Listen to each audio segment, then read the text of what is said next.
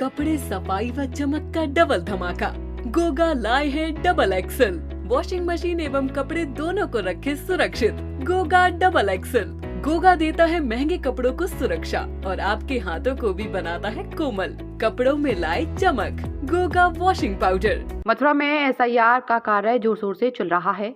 SIR के कार्य को और गति प्रदान करने के लिए 6 और 7 दिसंबर को सभी मतदान केंद्रों पर मेगा कैंप का आयोजन किया जाएगा। जिलाधिकारी सीपी सिंह ने मीडिया से बात करते हुए कहा कि मथुरा जनपद के 19,05,000 विधानसभा क्षेत्र में 19,43,000 मतदाताओं में से अभी तक 14,26,881 मतदाताओं की फीडिंग का कार्य पूरा हो गया है।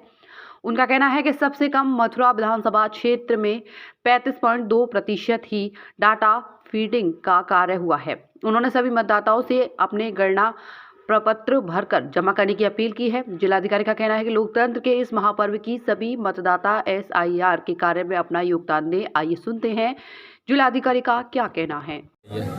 देखिए, भारत निर्वाचन आयोग के आदेश से उत्तर प्रदेश में एसआईआर यानी विशेष प्रकार पुनरीक्षण 4 नवंबर से प्रारंभ किया गया है। मथुरा जनपद में 5 विधानसभाएं अवस्थित हैं: छाता, गोवर्धन, माट, बलदेव और मथुरा। लगभग हम लोगों ने अब तक 90% के आसपास काम कर लिया है। लेकिन जो चिंताजनक चीज़ है वो मथुरा जो शहर की विधानसभा है, वहाँ अब तक केवल 60% लोगों ने अपना डिजिटाइजेशन फॉर्म यानी एनुमरेशन फॉर्म भर करके वापस दिया है और लगभग 40% लोगों ने अपना फॉर्म नहीं दिया है। पहले 4 दिसंबर तक अंतिम तिथि थी। आयोग ने ये तिथि बढ़ा दी है, परंतु हमारे बीएलओ, हमारे सुपरवाइजर, हमारे सेक्टर मजिस्ट्रेट हर 50 बूथ पर एक डिप्टी कलेक्टर लगे हुए हैं। दिन रात लोगों के बीच में जाते हैं कि आप अपना गणना प्रपत्र भर करके दे दीजिए, परंतु कहीं ना कहीं लोगों के द्वारा सहयोग नहीं किया जा रहा है। मैं आप लोगों को इसीलिए बैठक आज ये आयोजित की गई है कि हमारे मीडिया बंधु भी लगें और जो वोटर्स हैं वो अपने गणना प्रपत्र भर करके हमको तत्काल वापस कर दे ताकि उनका डिजिटाइजेशन कर दिया जाए। नहीं तो 4 कैटेगरी है: मृतक, डुप्लीकेट, परमानेंट शिफ्ट और नॉन ट्रेसेबल। उन कैटेगरी में उनका नाम चला जाएगा और मतदाता सूची से उनका नाम बाहर हो जाएगा। मैं पुनः रीइटरेट कर दे रहा हूं कि यदि आपके द्वारा गणना प्रपत्र अगले 2 दिनों में नहीं दिया गया तो अगर आपके विरुद्ध आपका नाम वोटर लिस्ट में शामिल होने से रह जाता है, इसके लिए आप स्वयं जिम्मेदार होंगे।